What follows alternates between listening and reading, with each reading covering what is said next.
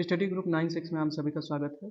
जैसा कि आप सभी जानते हैं कि इस समय हम लोग रिवीजन सीरीज चला रहे हैं। आपके 2011 से लेके 2021 तक कवर कराए जाने हैं, ठीक है। और उसी कड़ी में अभी तक जो है हम लोगों ने 2014 तक के सारे प्रश्न पत्र कर लिए हैं। उसी की अगली कड़ी में आज हम बात करेंगे वर्ष 2015 CDP का प्रथम प्रश्न पत्र। चलिए शुरू करते हैं। प्रश्न संख्या पहला, प्रश्न संख्या 1, निम्नलिखित में से कौन बच्चों के संवेगात्मक विकास के लिए सर्वाधिक उपयुक्त कथन है? ठीक है। कक्षा का प्रजातांत्रिक परिवेश, अध्यापकों की कोई भी सहभागिता नहीं क्योंकि ये माता पिता का कार्य है, बिल्कुल गलत। बिना अध्यापकों की सहभागिता के ये संभव नहीं है। कक्षा कक्ष में नियंत्रित परिवेश, बच्चों के ऊपर आवश्यकता से अधिक नियंत्रण भी क्या होगा, बच्चों के लिए नुकसानदेह साबित होगा। और कक्षा कक्ष में अधिकारवादी परिवेश, ये भी बिल्कुल ही गलत, निगेटिव सेंस का आंसर है। इसलिए इसके लिए जो उपयुक्त आंसर है वो कौन सा है? ऑप्शन ए, कक्षा कक्ष में प्रजातांत्रिक परिवेश। देखिए, कक्षा कक्ष में अगर प्रजातांत्रिक परिवेश होगा तो हर बच्चा समस्याओं को आपसे व्यक्त कर पाएगा और उसी के हिसाब से आप समस्या समाधान कर पाएंगे। समस्या समाधान जो है पढ़ा बहुत ही इम्पॉर्टेंट, आपका जो है इसके समाधान पर बहुत ही ध्यान दिया जाता है। चलिए बढ़ते हैं अगले प्रश्न की ओर। प्रश्न संख्या 2, प्रश्न संख्या 2 कह रहा है निम्नलिखित में से कौन सा उपयुक्त रचनात्मक आकलन कार्य नहीं है? ध्यान से देखिए, कह रहा है उपयुक्त रचनात्मक आकलन कार्य नहीं है।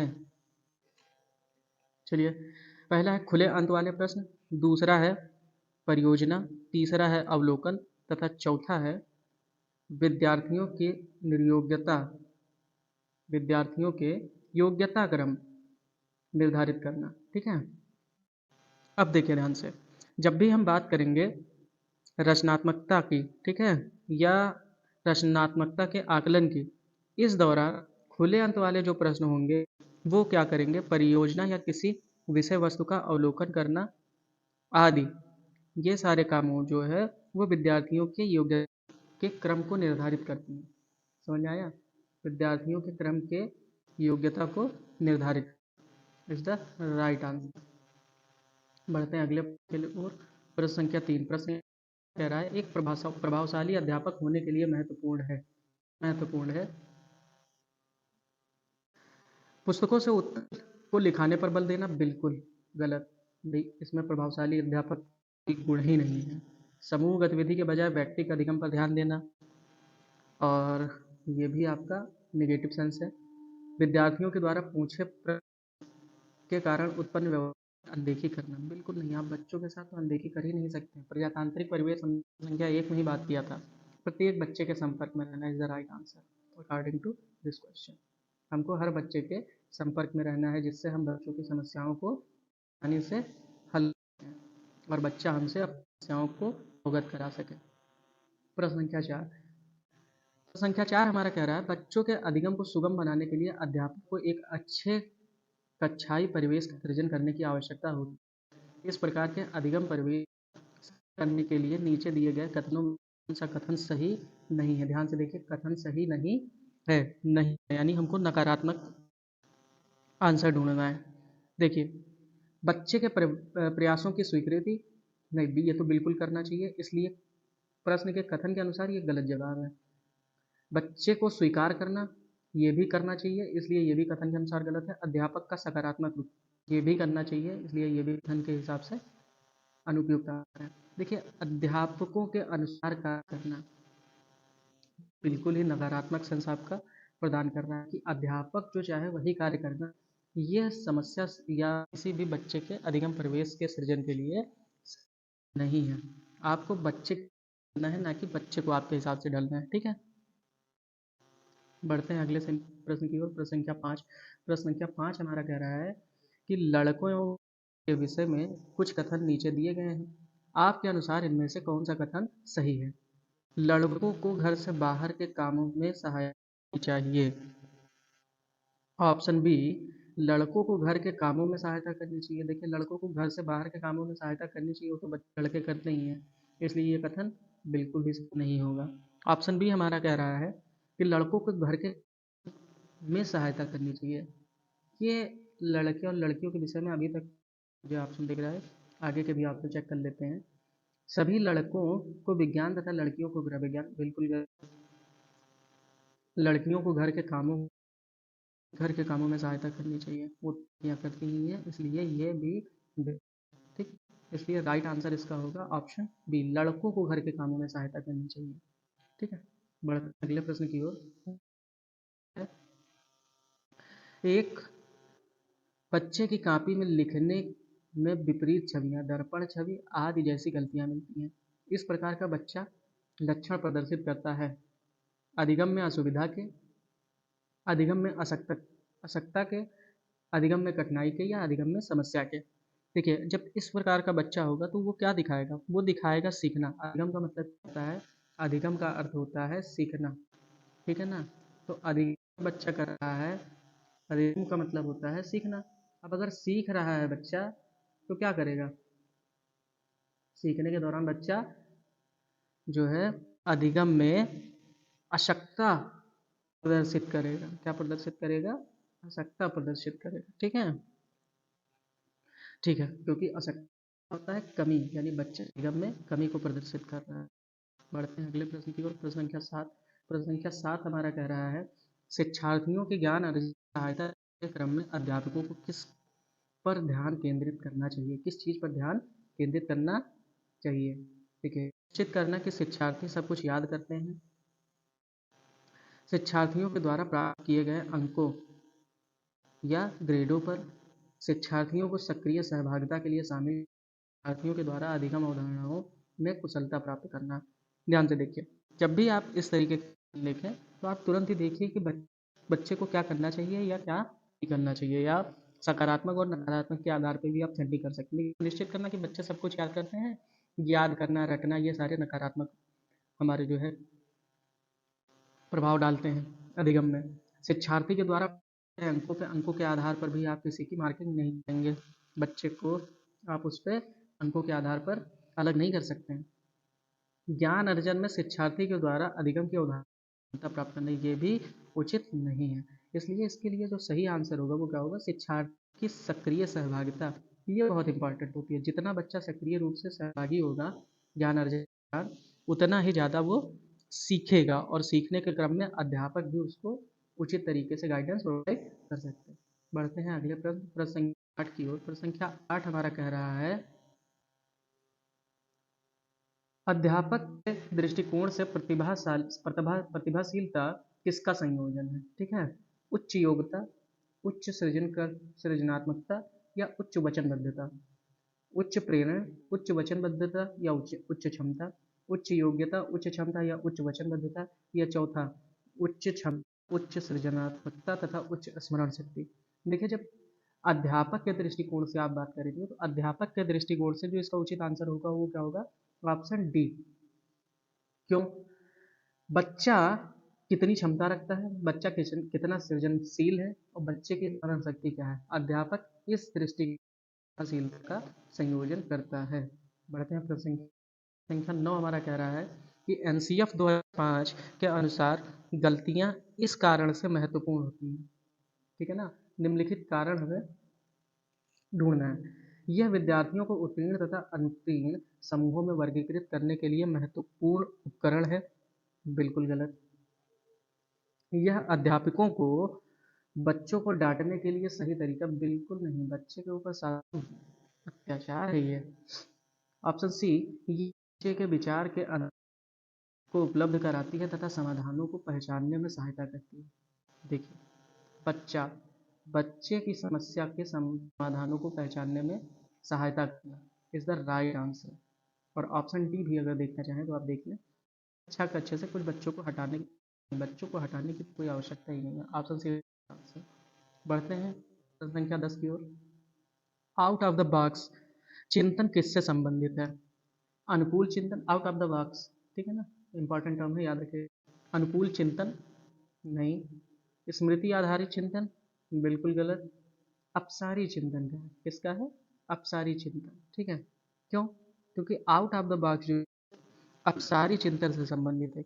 इस प्रकार के चिंतन में, यानी अपसारी चिंतन में क्या होता है, वो कुछ तथ्य तो दिए होते हैं, ठीक है, और उनमें अपनी ओर से एक तथ्य जोड़कर निष्कर्ष निकालना होता है। बच्चे को अपनी ओर से एक तथ्य जोड़कर क्या करना होता है, निष्कर्ष निकालना होता है। तथ्य को जोड़ता है और निष्कर्ष निकालता है तथ्य जोड़कर, इसलिए सारी चिंतन इज द राइट आंसर। बढ़ते हैं क्या 11 की ओर। प्रश्न संख्या 11 हमारा कह रहा है शिक्षण अध्यापकों के द्वारा विद्यार्थियों का आकलन इस अंतर्दृष्टि को विकसित करने के लिए किया जाता है। किस अंतर्दृष्टि को? ऑप्शन ए, उन विद्यार्थियों की पहचान करना जिन्हें उच्चतर कक्षा में प्रोन्नत करना है, बिल्कुल नहीं। ऑप्शन बी, उन विद्यार्थियों को प्रोत्साहित करना जो विद्यालय के स्तर पर अनुकूल नहीं है, बिल्कुल गलत। ऑप्शन सी, शिक्षार्थियों की आवश्यकता के शिक्षण उपागम में परिवर्तन करना। और कक्षा में प्रतिभाशील समूह तो बिल्कुल बनाना ही नहीं है, वो भी अलग अलग समूह तो बिल्कुल नहीं।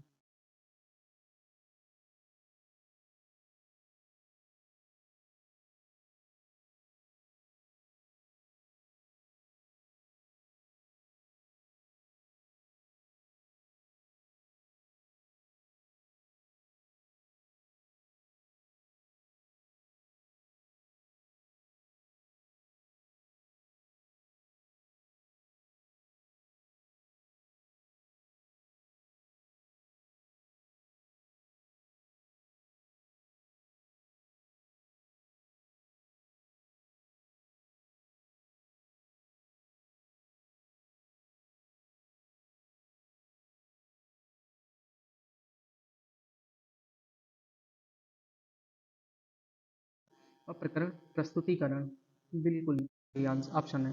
इसलिए हमको क्या ढूंढना था इसके लिए, नकारात्मक आंसर। नकारात्मक आंसर क्या है? रटना, याद करना।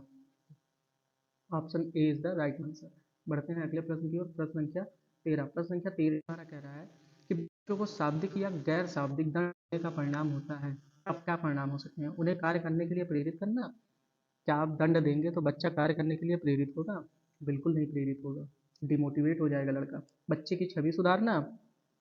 बच्चे की छवि आप डांट के मार के बिल्कुल नहीं सुधारेंगे।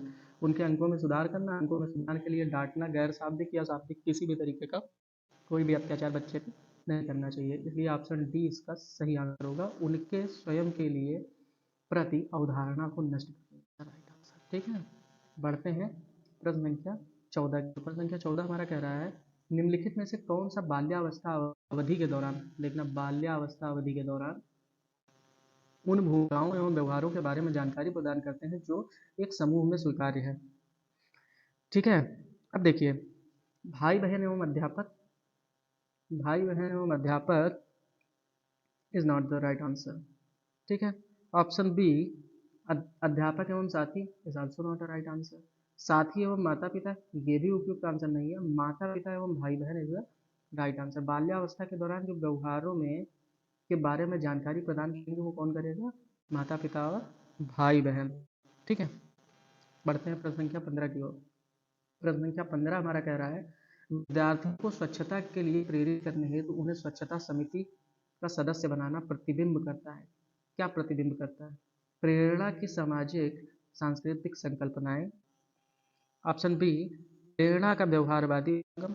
ऑप्शन सी, प्रेरणा का मानवतावादी उपागम, या प्रेरणा का संज्ञानात्मक उपागम। देखिए, व्यवहारवादी उपागम बिल्कुल नहीं होगा, मानवतावादी भी नहीं होगा और संज्ञानात्मक भी नहीं होगा। क्या होगा? सामाजिक और सांस्कृतिक। अगर आप स्वच्छता के प्रति बच्चे को विकसित कर रहे हैं या बच्चे को सदस्य बना रहे हैं तो आप उसके अंदर सामाजिक और सांस्कृतिक संकल्पनाएं भर रहे हैं। ठीक है, बढ़ते हैं प्रश्न संख्या 16 की ओर। निम्नलिखित में से आयु समूह परावर्ती बाल्यावस्था श्रेणी परवर्ती बाल्या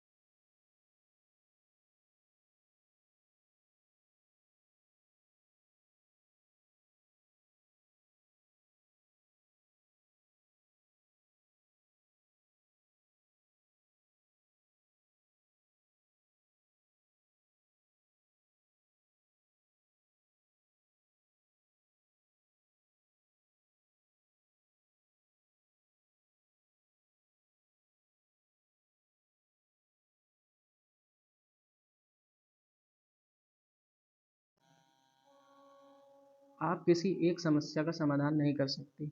देखिए ये भी टाइपिंग मिस्टेक है। अध्यापिका ने ध्यान दिया कि पुष्पा अपने आप किसी एक समस्या का समाधान नहीं कर सकती, फिर भी वह एक वयस्क साथी के मार्गदर्शन की उपस्थिति में ऐसा करती है। इस मार्गदर्शन को क्या कहा जाएगा? ठीक है ना, इस मार्गदर्शन को क्या कहा जाएगा? पार्श्वकरण? नहीं। पूर्व क्रियात्मक चिंतन? बिल्कुल नहीं। समीपस्थ क्षेत्र का विकास? ये भी नहीं। सहारा देना, पाड़ या ढांचा या सहारा देना इज द राइट आंसर। ठीक है, चलते हैं प्रश्न संख्या 19 की ओर। प्रश्न संख्या 19 हमारा कह रहा है, अध्यापिका ने एक कमेटी के प्रधान को सभापति के स्थान पर सभाध्यक्ष लिखा।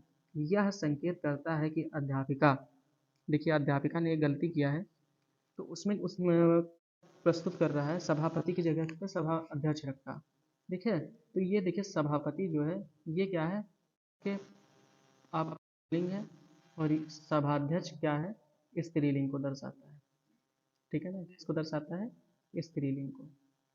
तो इसलिए अध्यापिका ने क्या किया है? एक लिंग मुक्त भाषा का प्रयोग कर रही है। क्या कर रही है? एक लिंग मुक्त भाषा का प्रयोग कर रही है, क्योंकि सभाध्यक्ष में आप स्त्री को भी लिख सकते हैं और पुरुष को भी लिख सकते हैं। स्त्री ऑब्लिक पुरुष कोई भी हो सकता है सभा का अध्यक्ष। ठीक है, बढ़ते हैं अगले प्रश्न की ओर। प्रश्न संख्या 20। प्रश्न संख्या 20 हमारा कह रहा है, सतत एवं व्यापक मूल्यांकन किसके लिए आवश्यक है? शिक्षण के साथ परीक्षण का तालमेल बैठाने के लिए।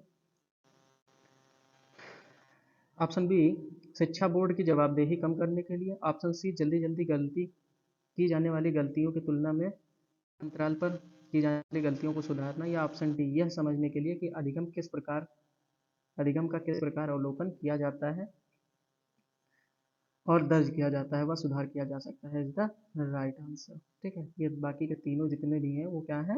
नकारात्मक उत्तर हमारे प्रस्तुत करते हैं। बढ़ते हैं अगले प्रश्न की ओर। प्रश्न संख्या 21। प्रश्न संख्या 21 कह रहा है, लॉरेंस कोहरबर्ग सिद्धांत के अनुसार नैतिकता की अनुपस्थिति को सही अर्थ में सूचित करता है। कौन सा सूचित करेगा?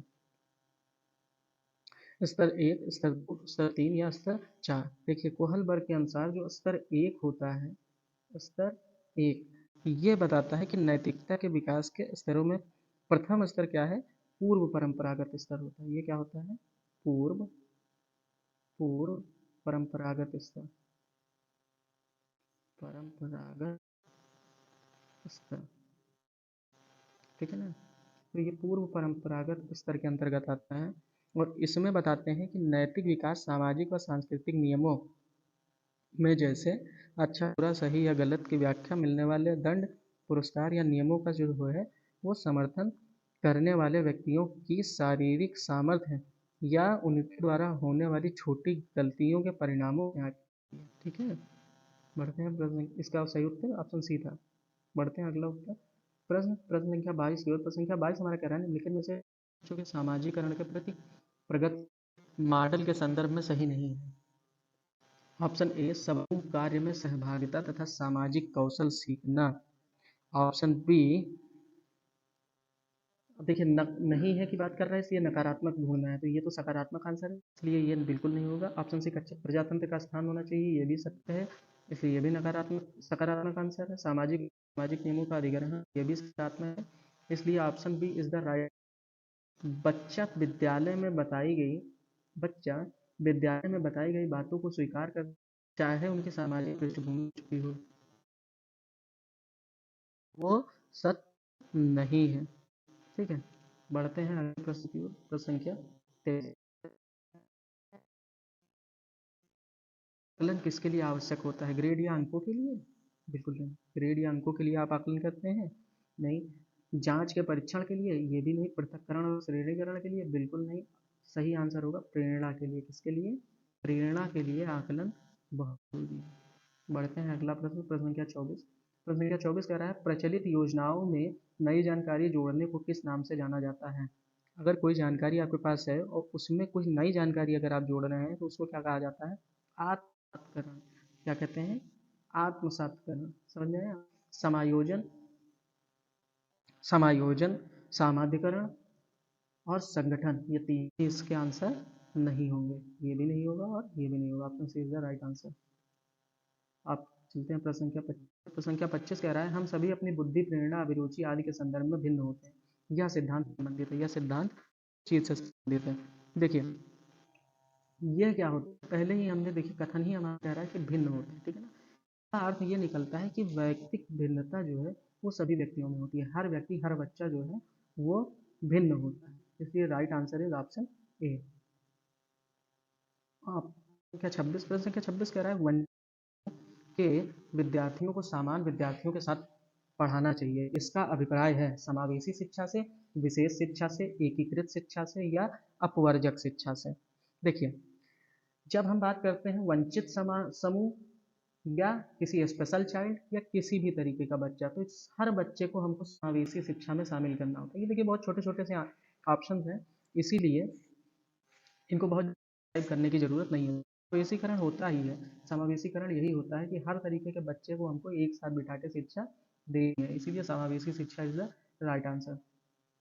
बढ़ते हैं प्रश्न संख्या 27 की ओर। प्रश्न संख्या 27 हमारा कह रहा है कि कोई भी नाराज हो सकता है, कोई भी नाराज हो सकता है यह, परंतु एक सही व्यक्ति के ऊपर सही मात्रा में, सही समय पर, सही उद्देश्य के लिए तथा सही तरीके से नाराज होना आसान नहीं है। कथन देखिए ये किस चीज से संबंधित है। अब उपयुक्त कथन देखिए, जब भी बात करते हैं महाराज ये क्या करते हैं, बालकों के संज्ञानात्मक व्यवहार का अध्ययन, ठीक है, और उनका उचित मार्गदर्शन भी करते हैं। अब होता क्या है कि शिक्षकों द्वारा या शिक्षा के द्वारा अवांछित जितने भी इनके जो है संवेग होते हैं उनको नियंत्रित करने के लिए वांछित जितने संवेग होते हैं उन सबको प्रोत्साहित करने की आवश्यकता होती है, ठीक है ना। इसीलिए हम क्या करते हैं, इनके संवेगात्मक विकास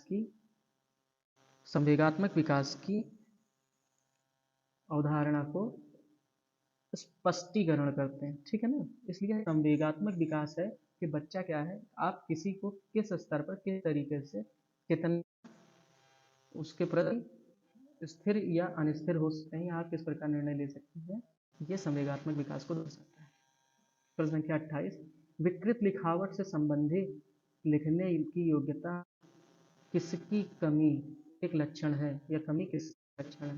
देखिए जब लिखावट संबंधी आए तो ये होता है डिस्ग्राफिया, ये क्या होता है, डिस्ग्राफिया, ठीक है। और यहाँ देखिए ऑप्शन ए ही गलत लिखा हुआ है, यहाँ डिस्फामिया नहीं होगा, यहाँ पे क्या होगा, dysgraphia, dysgraphia, dysgraphia is the right answer, ठीक है, option is the right answer. Dyslexia जो होता है, डिसलेक्सिया ये होता है पठन संबंधी विकार, डिसलेक्सिया किसके संबंधी होता है, पठन संबंधी विकार होता है, ठीक है, पठन संबंधी विकार, ये भी नहीं है, सही आंसर है ऑप्शन ए, डिस्ग्राफिया। प्रश्न संख्या 29, पियाजे के सिद्धांत के अनुसार निम्नलिखित में से कौन सा व्यक्ति के संज्ञानात्मक विकास को प्रभावित नहीं करेगा, प्रभावित नहीं करेगा की बात कर रहे हैं, नकारात्मक ढूंढना है। तो देखिए जब बच्चे के संज्ञानात्मक विकास की बात आती है तो बच्चे पियाजे के अनुसार, पियाजे ने कहा था कि जो सामाजिक अनुभव है ये बच्चे के विकास को, संज्ञानात्मक विकास को प्रभावित नहीं करेगा, सामाजिक विकास प्रभावित नहीं करेगा, भाषा बिल्कुल प्रभावित करेगा, परिपक्वन भी करेगा और क्रियाकलाप हैं उसके वो भी प्रभावित करेंगे, इसलिए option B is the answer. प्रश्न संख्या 30 और इस सत्र का आखिरी प्रश्न है, इनमें से कौन सा त्रितंत्र सिद्धांत में व्यवहारिक बुद्धि का अध्याय नहीं। ऑप्शन ए पर्यावरण का पुनर्निर्माण करना, ऑप्शन बी केवल अपने विषय में व्यवहारिक रूप से विचार करना, ऑप्शन सी इस प्रकार के पर्यावरण का चयन करना जिसमें आप सफल हो सकते हैं, या ऑप्शन डी पर्यावरण के साथ अनुकूलन करना।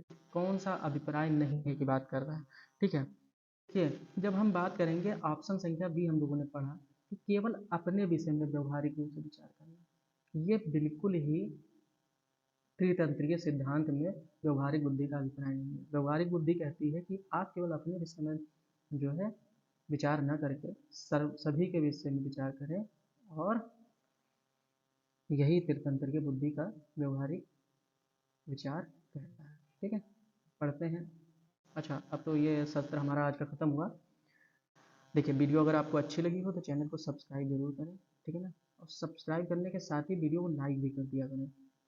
आप अपने ज़्यादा से ज़्यादा दोस्तों तक ये वीडियो पहुँचा सकते हैं। और ये जो भी वीडियो बनी है इन सभी का हम लोग अपने टेलीग्राम चैनल पे क्विज भी कराते हैं, ठीक है, इन्हीं वीडियो से संबंधित। तो आप यहाँ वीडियो देख के क्विज में पार्टिसिपेट कर सकते हैं टेलीग्राम पे। इसलिए आप क्या करें, क्विज में पार्टिसिपेट जरूर करें, ठीक है। और आपको पीडीएफ भी मिल जाएगी टेलीग्राम चैनल पे ही। मिलते हैं जल्द ही आपको नए वीडियो के साथ। तब तक के लिए जय हिंद। आप सभी मस्त रहें और अपना ख्याल रखें। परीक्षा की तैयारी में लगे रहें। धन्यवाद।